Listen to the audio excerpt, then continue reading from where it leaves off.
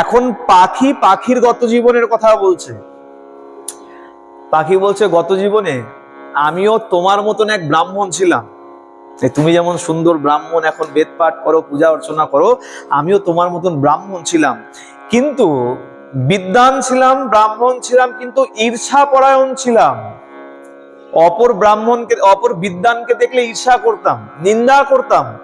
মন দিয়ে শুনবেন, অপরকে দেখলে ঈর্ষা করলে, নিন্দা করলে তার কি ফল হয়, এটা পদ্মপুরাণ বেদব্যাস আমাদের বলছে, আমি বলছি না। ওই পাখি বলছে, আমি নিন্দা করতাম, ঈর্ষা করতাম, দ্বেষ করতাম।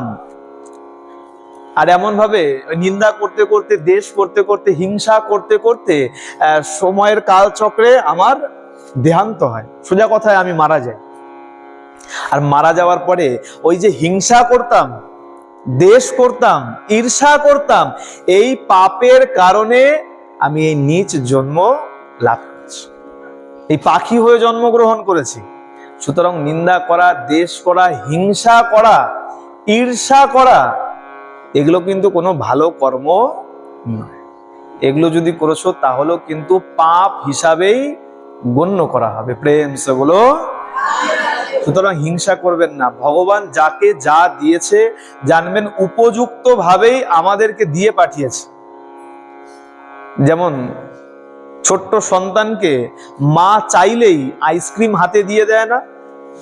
আপনি গিয়ে দেখলেন মা খুব বকাবকি করছে, পিটাচ্ছে ছেলেকে ধরে, আরে দিদি মারো কেন? বলে আরে দেখো না আইসক্রিম খেতে চায়। বলে দাও না আইসক্রিম দাও। তুমি তো জানো না, তুমি না জেনেই বলছো আইসক্রিম দাও। তখন মা কি উত্তর দিচ্ছে? মা উত্তর দিচ্ছে, দিদি একটু আগেই একটা আইসক্রিম খেয়েছে, আচ্ছা এবার বলো আরেকটা খেতে দেবে? দেবে?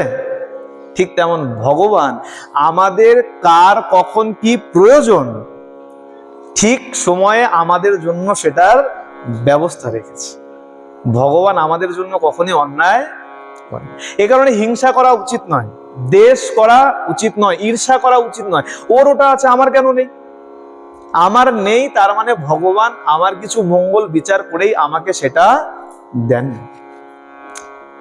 পাখি কি বলছে তোতা? পাখি বলছে যে আমার এই গত জীবনের পাপের কারণে আমি এই নিজ যোনি লাভ করেছি, পাখি হয়ে জন্মগ্রহণ করেছি। আর ওই পাপের কারণেই এই জন্মের পরেই পিতামাতাকে হারিয়ে ফেলেছি।